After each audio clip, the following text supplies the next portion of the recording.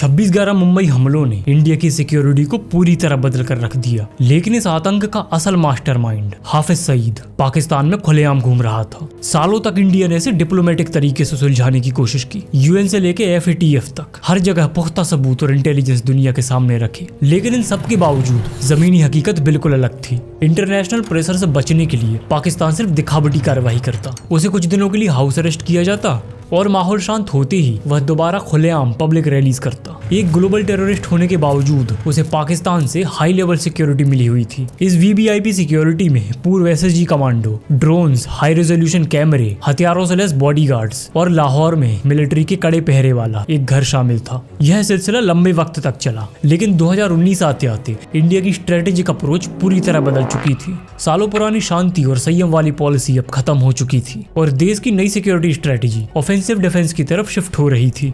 अगस्त 2019 में जब भारत ने कश्मीर से आर्टिकल 370 हटाया तो पाकिस्तान और वहां बैठे आतंकी संगठन पूरी तरह बौखला गए। इंटेलिजेंस इंटरसेप्ट से यह साफ हो चुका था कि हाफिज सईद भारत के अंदर कुछ बड़े आतंकी हमलों की साजिश कर रहा है। अब बात सिर्फ उसे रोकने की नहीं थी, बल्कि उसे हमेशा के लिए खत्म करने की थी। इसी बीच रॉ चीफ समंत गोयल को हाफिज सईद की एग्जैक्ट लोकेशन का पुख्ता इनपुट मिलता है। बात इतनी बड़ी थी कि वो आधी रात को ही सीधे PM मोदी के घर पहुंच गए। उनके हाथ में एक टॉप सीक्रेट फाइल थी जिसमें मौजूद सैटेलाइट तस्वीरें और सबूत बता रहे थे कि हाफिज सईद इस वक्त लाहौर के जौहर टाउन में छुपा है। बिना वक्त गवाए एक टॉप सीक्रेट मीटिंग बुलाई गई जिसमें खुद प्रधानमंत्री मौजूद थे। उनके सामने NSA अजीत डोभाल और रॉ चीफ समंत गोयल ने पूरा इंटेल रखा और एक बेहद रिस्की ऑपरेशन का प्रपोजल दिया। गोयल ने मीटिंग में साफ कर दिया कि हाफिज सईद इस वक्त पाकिस्तान में अपने ISI हैंडलर्स के बीच है और उसे वहीं खत्म करने का यह सबसे परफेक्ट मौका है। NSA अजीत डोभाल ने भी इस एक्शन प्लान को सपोर्ट किया, जिसके बाद PM मोदी ने बिना वक्त गवाए इस कोवर्ड स्ट्राइक को अपना ग्रीन सिग्नल दे दिया। सालों का इंतजार अब खत्म हो चुका था। फैसला हो गया था कि भारत अपने दुश्मनों को उनके ही घर में घुसकर मारेगा और इसी फैसले के साथ शुरू हुआ ऑपरेशन अलविदा। हाफिज सईद लाहौर के सबसे पॉश इलाके जौहर टाउन में अपनी अलग ही दुनिया बसाकर रहता था। जिस एरिया में उसका घर था वहां पाकिस्तानी पुलिस दिन रात पहरा देती थी, इसीलिए उसके घर के आसपास भटकने का तो कोई सवाल ही पैदा नहीं होता। यहाँ तक कि जब वो घर से निकलता तो किसी मंत्री की तरह एक बड़े काफिले के साथ चलता। आखिर ISI का सबसे खास जो ठहरा, इस ऑपरेशन की शुरुआत सीधे लाहौर से नहीं हुई, बल्कि इसकी पहली कड़ी जुड़ी हजारों किलोमीटर दूर दुबई की एक जेल से, जहां नाविद नाम का एक पाकिस्तानी किसी छोटे मोटे जुर्म में सजा काट रहा था। वो जेल से बाहर निकलने की सारी उम्मीदें छोड़ चुका था। तभी इस कहानी में एंट्री होती है एक नए चेहरे की। वसीम नाम का एक अनजान शख्स अचानक से उसकी बेल करवा देता है। जब नाविद जेल से बाहर आकर वसीम से मिलता है तो उसे समझ नहीं आता कि एक अनजान आदमी ने उसकी मदद क्यों की, लेकिन वसीम का इरादा कोई समाज सेवा नहीं था। उसने नाविद के सामने एक बिजनेस पार्टनरशिप का प्रपोजल रखा। वसीम ने नाविद को बताया कि पाकिस्तान और दुबई में उसका बहुत बड़ा बिजनेस है और उसे संभालने के लिए उसे नाविद जैसे ईमानदार आदमी की जरूरत है। नाविद वैसे भी दुबई में कुछ खास नहीं कर पाया था। ऐसे में पाकिस्तान लौटकर एक अमीर बिजनेसमैन बनने का ऑफर वो ठुकरा नहीं सका। उसने सारे सवालों को दबाया और वसीम से हाथ मिला लिया। कुछ ही महीनों के बाद नाविद पाकिस्तान लौटता है। उसके पास वसीम के दिए हुए लाखों रुपए थे। उसे लग रहा था कि वो एक नया बिजनेस शुरू करने जा रहा है, लेकिन असल में वो रॉ के एक बहुत बड़े मास्टर प्लान का अनजान मोहरा बन चुका था। पाकिस्तान पहुंचते ही नाविद को वसीम का फोन आता है। लाहौर में एक बढ़िया सा घर किराए पर लो और हमारा काम संभालना शुरू करो। वसीम के दिए गए पैसों से नाविद लाहौर में एक घर किराए पर ले लेता है। यह घर जौहर टाउन के हाई सिक्योरिटी रेड जोन के बिल्कुल अंदर नहीं था, बल्कि एक सुरक्षित दूरी पर था, ताकि पाकिस्तानी पुलिस की नजरों से बचा जा सके। नाविद अनजान था, उसे नहीं पता था कि वसीम कोई बिजनेसमैन नहीं बल्कि रॉ का एक अंडरकवर हैंडलर है और हाफिज सईद के खिलाफ ऑपरेशन के लिए रॉ को जो सेफ हाउस चाहिए था वो नाविद के इस घर के रूप में मिल चुका था। अब वसीम का कारोबार संभालने के बहाने कुछ नए लोग नाविद के घर आकर रहने लगे। नाविद इन मेहमानों की खातिरदारी करता रहा, लेकिन ये मेहमान असल में अंडरकवर ऑपरेशन के ग्राउंड एसिड्स थे। अगले कुछ महीनों तक इन लोगों ने एक आम शहरी बनकर हाफिज सईद के इलाके की गहराई से रेकी की। उनका फोकस सिर्फ घर के नक्शे पर नहीं बल्कि वहाँ की सिक्योरिटी ग्रिड को समझने पर था। पुलिस की चेक पोस्ट कहाँ है, गार्ड की शिफ्ट कितने बजे बदलती है और सबसे जरूरी CCTV कैमरों के ब्लाइंड स्पॉट्स कहाँ कहाँ है। रॉ अब हाफिज सईद के बेहद करीब पहुंच चुकी थी। लाहौर का सेफ हाउस पूरी तरह एक्टिव था, लेकिन इस प्लानिंग के बीच एक छोटी सी चीज ऐसी घट रही थी जिस पर किसी एजेंट का ध्यान नहीं गया। नाविद हफ्ते में एक बार अपने परिवार से मिलने जरूर जाता था। रॉ को इसमें कुछ भी संदिग्ध नहीं लगा और उन्होंने इस रूटीन को नजरअंदाज कर दिया, लेकिन उन्हें अंदाजा नहीं था कि एक छोटी सी अनदेखी आगे चलकर इस पूरे ऑपरेशन की गले की हड्डी बनने वाली है।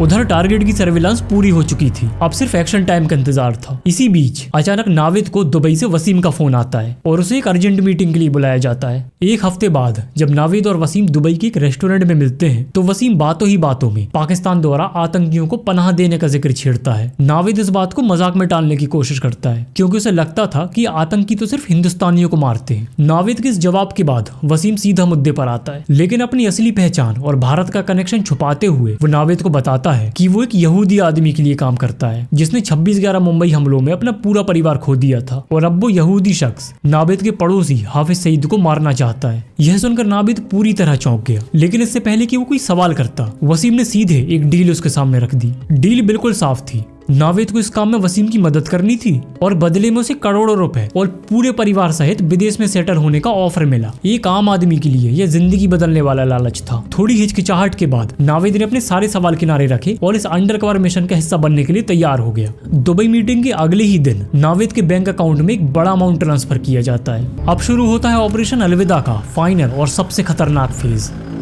दिल्ली के रॉ हेडक्वार्टर्स में एक हाई लेवल मीटिंग बुलाई जाती है। घंटों के एनालिसिस और हर रिस्क को कैलकुलेट करने के बाद यह तय किया जाता है कि हाफिज सईद को एलिमिनेट करने के लिए कार बॉम्ब का इस्तेमाल किया जाएगा। फैसला होते ही लाहौर में मौजूद ग्राउंड एसेट्स एक्टिवेट हो जाते हैं। एक second hand black Toyota Corolla खरीदी जाती है। नाविद को बताए बिना इस गाड़ी को हाफिज सईद के घर से कुछ किलोमीटर दूर एक अंडर कंस्ट्रक्शन बिल्डिंग में पार्क किया जाता है और इसमें करीब 300 किलो RDX फिट कर दिया जाता है।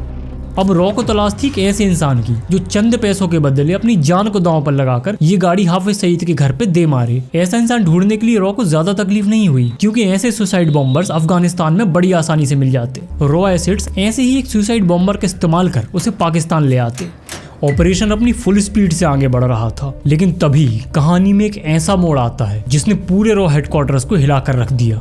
मई 2021 ऑपरेशन का ग्राउंड कमांडर और दुबई के हैंडलर वसीम अपने परिवार के साथ ईद मनाने भारत आया हुआ था। अगले ही दिन उसे वापस दुबई जाना था, लेकिन अचानक वो बेहोश होकर गिर पड़ता है। हॉस्पिटल पहुंचते ही खुलासा होता है कि वसीम को जानलेवा कोविड है। मिशन की जिम्मेदारी इतनी बड़ी थी कि उसने अपने बुखार को मामूली समझकर नजरअंदाज कर दिया। सिर्फ 2 दिन ICU में रहने के बाद रॉ का ये बेहतरीन एजेंट हमेशा के लिए इस दुनिया से अलविदा कह देता है।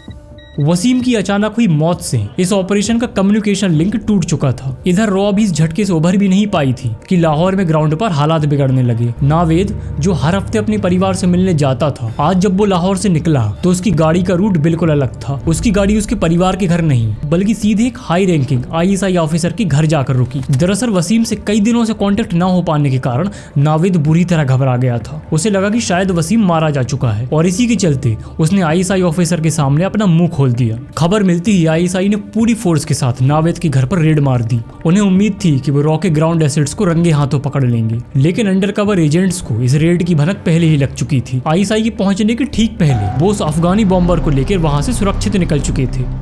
अब रॉ के सामने एक बहुत बड़ा संकट था। लॉजिक कह रहा था कि इस ऑपरेशन को तुरंत कैंसिल कर दिया जाए। नावेद के खुलासे के बाद ISI ने हाफिज सईद को अलर्ट कर दिया था और उसके घर की सिक्योरिटी रातों रात डबल कर दी गई थी। जो पुलिस पहले सिर्फ मेन गेट पर पहरा देती थी, अब उसने घर से 10 मीटर पहले ही एक नया बैरिकेड लगा दिया था। लेकिन ऑपरेशन कैंसिल करने में सबसे बड़ा रिस्क वो ब्लैक कोरेला कार थी जो 300 किलो RDX के साथ उस अंडर कंस्ट्रक्शन बिल्डिंग में खड़ी थी। उसे ऐसे ही लावारिस छोड़ना मुमकिन नहीं था। अगर धोखे से वो कार ब्लास्ट हो जाती तो सैकड़ों बेगुनाह लोग मारे जाते। लेकिन इस पूरे खेल में रॉ के पास अभी भी एक प्लस पॉइंट था। वसीम ने नावेद को कभी ये नहीं बताया था कि हाफिज सईद को कैसे मारा जाएगा, यानी ISI को कार बॉम्ब के बारे में कोई जानकारी नहीं थी और रॉ ने इसी लूप होल का फायदा उठाने का फैसला किया।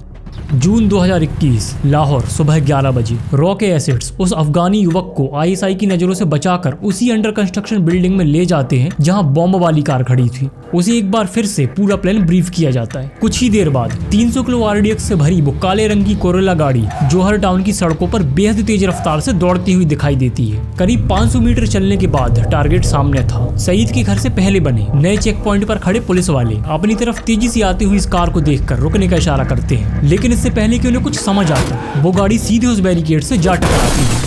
एक जोरदार धमाका होता है और हाफिज सईद के घर के एंट्रेंस के परखच्चे उड़ जाते हैं। 23 जून 2021 का वो दिन लाहौर के जौहर टाउन के इतिहास में हमेशा के लिए दर्ज हो गया। 300 किलो RDX के इस भयानक धमाके ने पूरे इलाके को हिलाकर रख दिया था। हाफिज सईद के घर की बाहरी दीवारें, गाड़ियां, सिक्योरिटी चेक पोस्ट पूरी तरह से मलबे में बदल गए थे। लेकिन इस कहानी का सबसे बड़ा ट्विस्ट अभी बाकी था।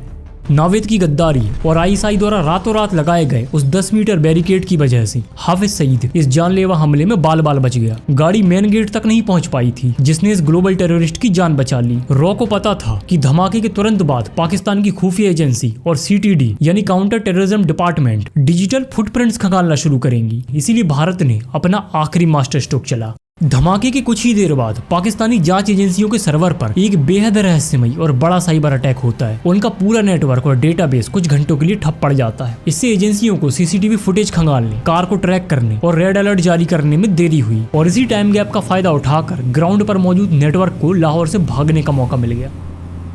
हाफिज सईद भले ही जिंदा बच गया, लेकिन इस ऑपरेशन ने पाकिस्तान के अंदर पल रहे आतंकी नेटवर्क के अंदर एक गहरा खौफ पैदा कर दिया। भारत ने आधिकारिक तौर पर हमेशा से इस ऑपरेशन से इनकार किया, जिसे इंटेलिजेंस की भाषा में प्लॉजिबल डिनायबिलिटी कहते हैं। लेकिन दुनिया और पाकिस्तान की आईएसआई दोनों को ये मैसेज साफ साफ मिल चुका था कि अब 2019 के बाद भारत सिर्फ अपनी सरहदों की रक्षा नहीं करता, बल्कि अब वो दुश्मन के घरों में घुसकर सीधा वार करता है।